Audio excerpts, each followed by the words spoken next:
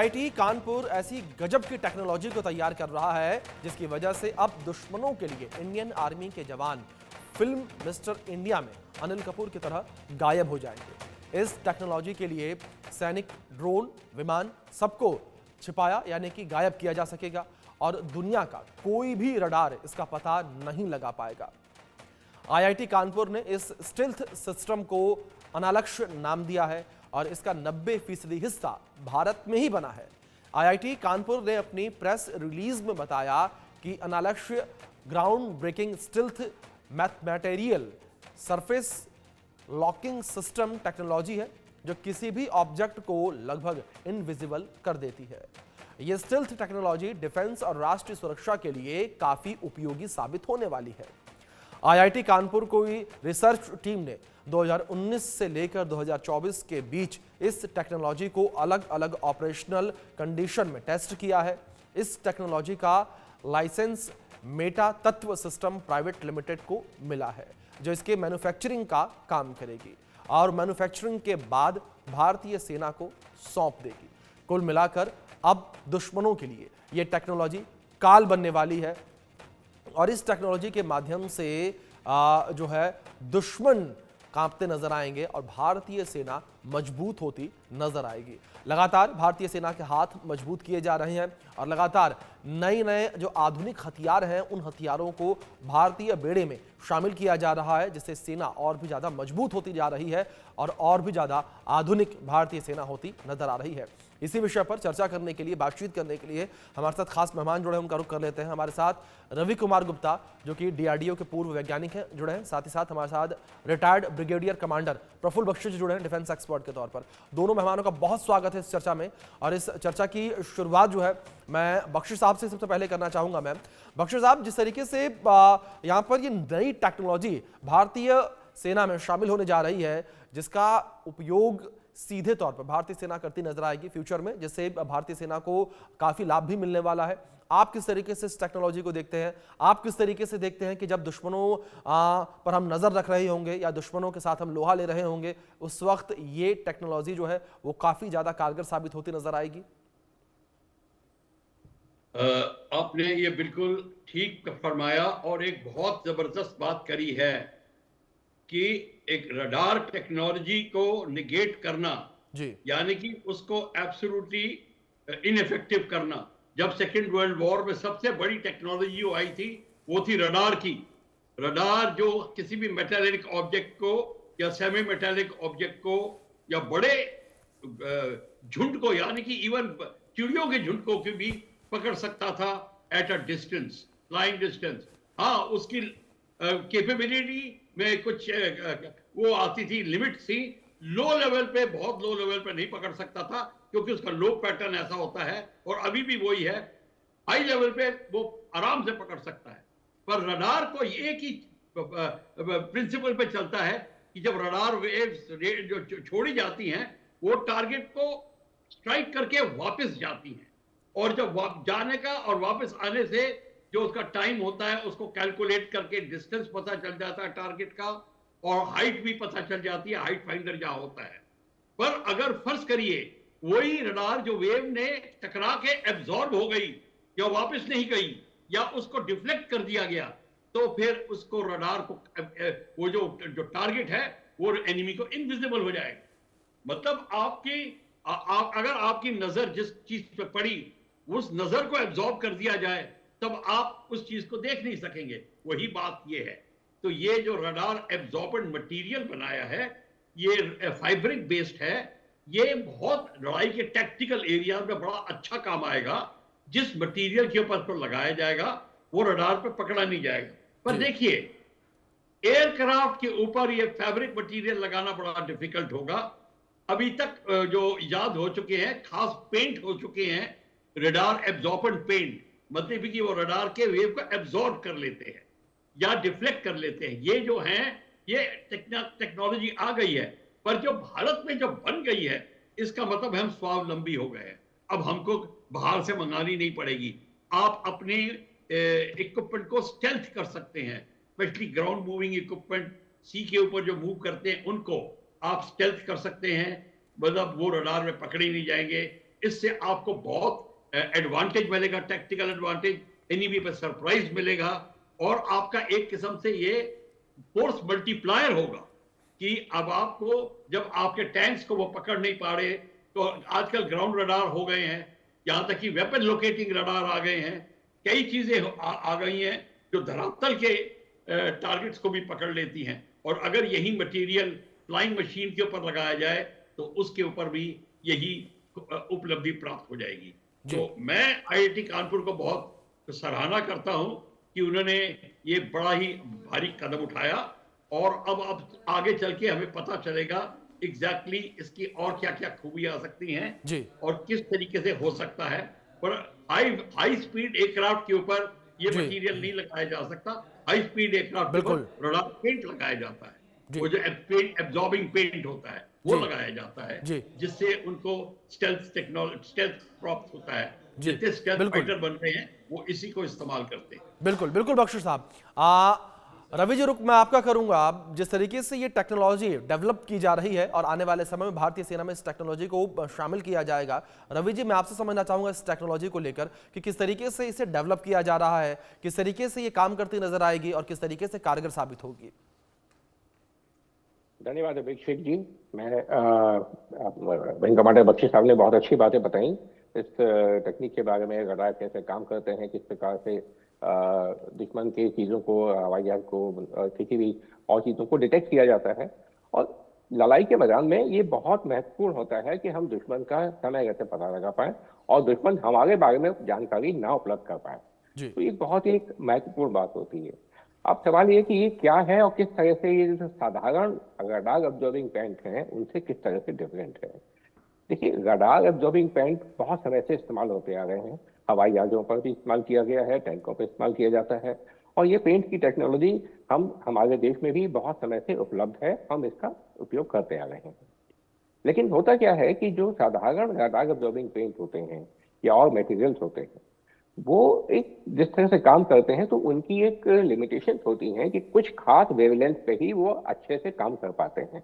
अगर wavelength change कर दी, बदलाव कर दिया, तो वो इतने इफेक्टिव, इतने कारगर नहीं हो पाते। दूसरी तरफ अब देखिए, ये जब प्रथम विश्व युद्ध में हवाई जहाज आने शुरू हुए, एक लड़ाई का नजरिया बदल गया। दूसरे विश्व युद्ध में जब रडार आए तो वो हवाई जहाजों को पकड़ना, पता लगाना आसान हो गया। एक चीज आती है, उसका काउंटर निकलता है, काउंटर का काउंटर निकलता है। ये तो टेक्नोलॉजी हमेशा आगे बढ़ती रहेगी। जब ये रडार ऑब्जर्विंग पेंट आने शुरू हुए, तब हमने देखा कि भाई सिंथेटिक एपर्चर रडार लगाया जाए तो उससे हम आसानी से उस रडार ऑब्जर्विंग पेंट को भी मार दे सकते हैं। यानी जो किसी ने स्टेल्थ एयरक्राफ्ट बनाया, सेमी स्टेल्थ टाइप का, जिसमें कि रडार प्रोटेक्शन बहुत कम कर दिया ऐसे पेंट लगा करके, लेकिन जब वो सिंथेटिक एपर्चर रडार एक विशेष प्रकार की रडार प्रणाली होती है जिसमें कि रडार एक जगह स्थिर नहीं होता, वो लगातार मूव कर रहा होता है, जैसे कि आपने किसी हवाई जहाज पे एवॉक्स में लगाया हुआ है या आपने सैटेलाइट में लगाया हुआ है, तो उसकी जो क्षमता है वो बहुत बढ़ जाती है और रडार ऑब्जर्विंग पेंट आमतौर पे उसमें कारगर सिद्ध नहीं हो पाते हैं। अब जो ये आईआईटी कानपुर ने टेक्निक डेवलप की है, ये मेटा मटेरियल पे डेवलप है। मेटा मटेरियल्स अपने आप में अलग किस्म के मटेरियल हैं जो कृत्रिम रूप से बनाए जाते हैं, ये प्राकृतिक रूप में नहीं पाए जाते, इनको हमें लेबोरेटरी में बनाना होता है। और ये एक बहुत ही एक वैज्ञानिक रूप से मैं कहूँगा बड़ी महत्वपूर्ण उपलब्धि है। मेटा मटेरियल्स का जो उपयोग है खाली रडार ऑब्जर्वेशन में ही नहीं है, इसका बहुत बहुत बहुमुखी एक इनके आयाम है और बहुत कठिन टेक्नोलॉजी होती है। तो इसके लिए आईआईटी के जो प्रोफेसर ने और टीम ने इसको डेवलप किया है, मैं उनको बधाई देता हूँ, बधाई के पात्र हैं। और अब सवाल यह है कि मेटा मटेरियल में मूलभूत अंतर क्या है। जो आमतौर पर मटेरियल्स हैं, मैं बात कर रहा हूँ खाली इस समय इलेक्ट्रोमैग्नेटिक वेव्स को काउंटर करने का, उनको एब्जॉर्ब करने का या उनको डिफ्लेक्ट करने की जो टेक्नोलॉजी, उसके संदर्भ में। जैसा कि बख्शी साहब ने बताया अभी कि कोई भी जब इलेक्ट्रोमैग्नेटिक रेडिएशन किसी चीज पर पड़ता है और वहां से रिफ्लेक्ट होता है, तो हम उसका पता लगा पाते हैं। हम चाहे वो इलेक्ट्रोमैग्नेटिक रेडिएशन विजिबल रेडिएशन में हो, हमारी आंखें भी इसी पे काम करती हैं। आप मुझे देख पा रहे हैं क्योंकि लाइट मेरे चेहरे से रिफ्लेक्ट होकर के आपकी आंखों में पहुंच रही है। लेकिन अगर मेरे चेहरा पूरी तरह से इसको ऑब्जॉर्व कर लेगा तो फिर ये मेरा अदृश्य हो जाऊंगा एक तरीके से। अब मेटा मटेरियल्स क्या करते हैं कि जो बाकी तमाम चीजें हैं जो एब्जॉर्ब करती हैं, वो उसके मॉलिक्यूल्स का गुण होता है। तो वो जो मॉलिक्यूल जिस किसी पर्टिकुलर वेवलेंथ पे एब्जॉर्ब करता है, वहीं वह काम कर पाएगा। या फिर जो वो डिफ्लेक्ट कर पा रहा है, तो वो डिफ्लेक्ट करना उस मटेरियल की मूलभूत प्रॉपर्टी होती है। लेकिन जो मेटा मटेरियल्स हैं, इनकी जो गुण हैं, वो जी इनके मूलभूत मटेरियल के ऊपर, यानी कि वो एक्चुअल केमिकल कंपोजिशन क्या है उस पे कम, और उससे अधिक उसके जो कण हैं उनका पार्टिकल साइज क्या है, बिल्कुल उन बिल्कुल। पार्टिकल्स को किस तरह से अरेंजमेंट किया गया है। आजकल हम बात करते हैं आमतौर पर जो ऐसा मेटल मटेरियल है वो नैनो पार्टिकल्स के, नैनो मटेरियल्स के रेंज में आते हैं, और फिर उनको नैनो मटेरियल्स को किस तरह से आपस में एक दूसरे से एक निश्चित दूरी पे बना करके सेट किया जाता है, ये मूलभूत टेक्निक होती है मेटा मटेरियल्स को काम में लाने के लिए। जी तो वो फिर एक उस जिस जिस पर्टिकुलर इलेक्ट्रोमैग्नेटिक रेडिएशन के लिए बनाया गया है, उसके लिए वो लगभग तकरीबन उसको अदृश्य कर देता है। तो ये बिल्कुल एक अलग रवि जी, टेक्नोलॉजी जाहिर है तौर पर जो एक महत्वपूर्ण टेक्नोलॉजी जो है वो भारतीय सेना के पास आने वाली है, भारतीय सेना में शामिल होने वाली है। और इस विषय पर मेहमानों से बातचीत करेंगे। मैं आप दोनों से रिक्वेस्ट करूंगा कि प्लीज आप हमारे साथ बने रहें, और इस बीच इसी विषय पर आधारित आपको एक खास रिपोर्ट दिखाते हैं। दुश्मनों के लिए काल बनेगी इंडियन आर्मी। अब आर्मी अदृश्य होकर करेगी हमला।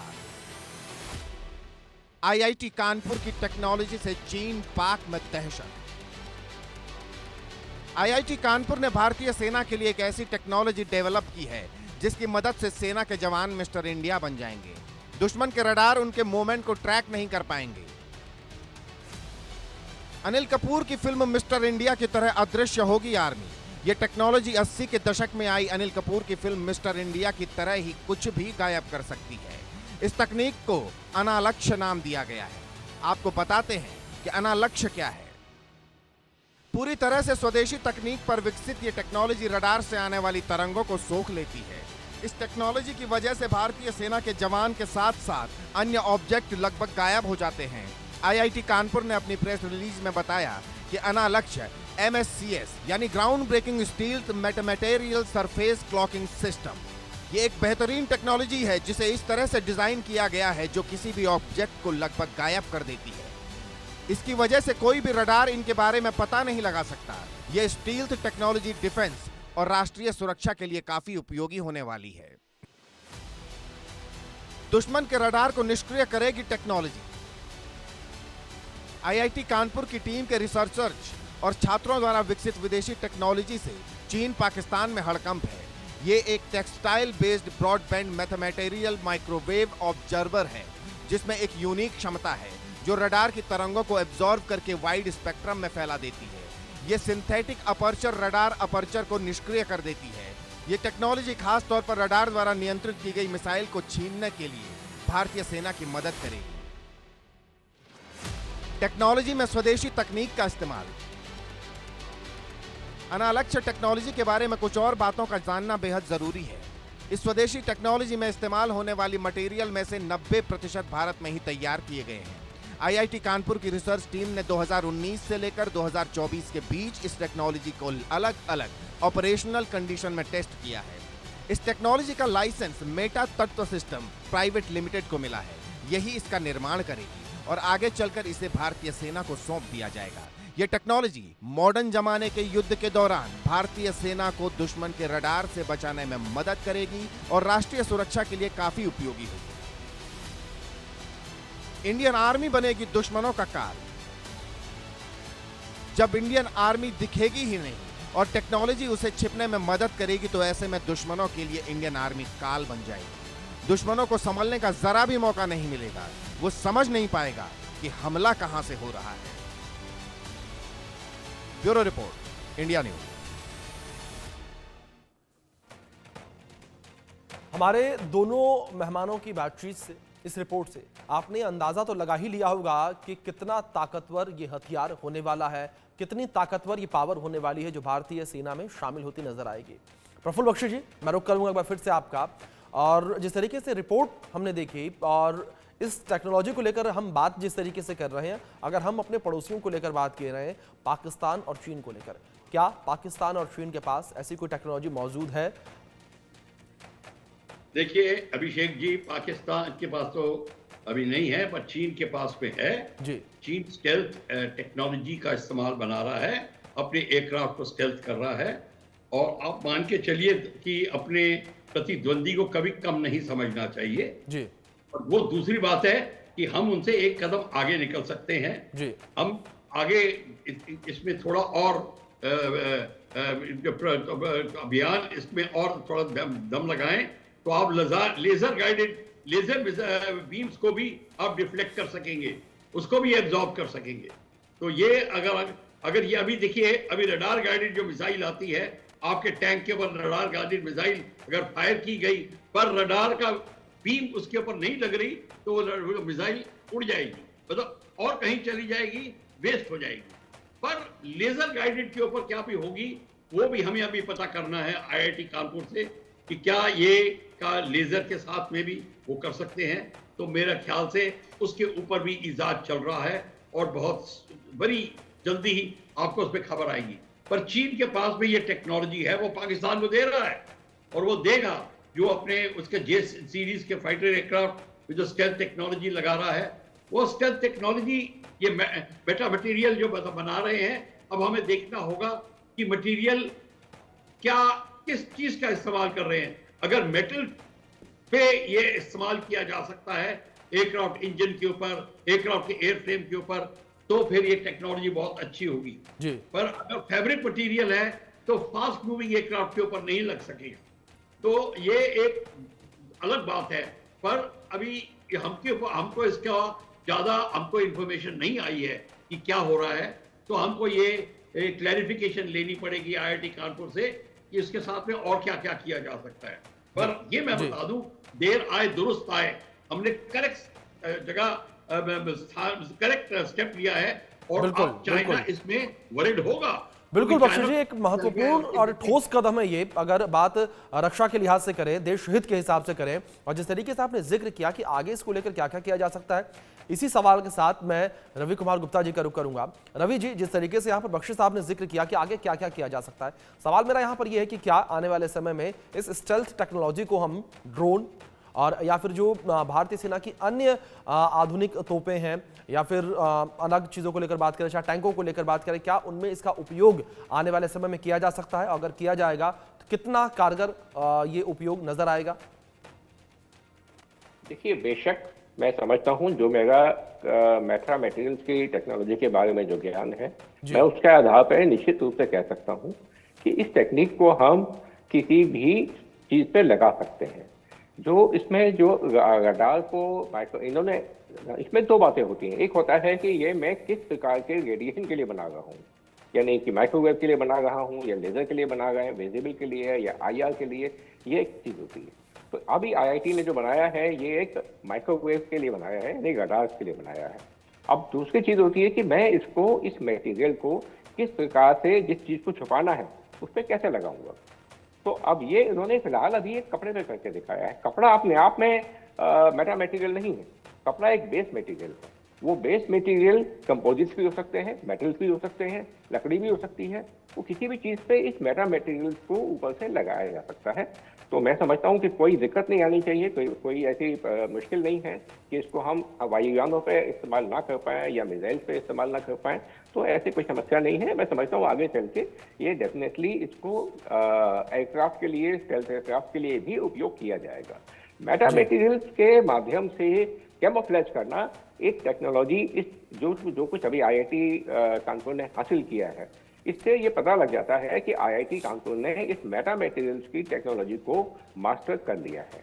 और जिसने भी इसको टेक्नोलॉजी को मास्टर कर लिया, वो उसको किसी भी सतह पर लगाने के लिए, किसी भी चीज को अदृश्य बनाने के लिए इस्तेमाल में लाया जा सकता है। इसमें कोई संदेह नहीं है जी। बख्शिश, आप दूसरी ओर अमेरिका के F-35 और चीन के J-20 स्टेल्थ टेक्नोलॉजी को लेकर बात की जाए, तो भारतीय स्टेल्थ टेक्नोलॉजी में और अमेरिकी और चीनी स्टेल्थ टेक्नोलॉजी में क्या अंतर आपको नजर आता है? देखिए, इसमें दो राय नहीं है कि अमेरिका की जो टेक्नोलॉजी है, स्टेल्थ टेक्नोलॉजी एडवांस हो चुकी है काफी। पर जिस तरीके से भारत ने अपना कदम उठाया है, बड़ी वेरी सून हम उनको बिल्कुल इक्वलाइज कर लेंगे।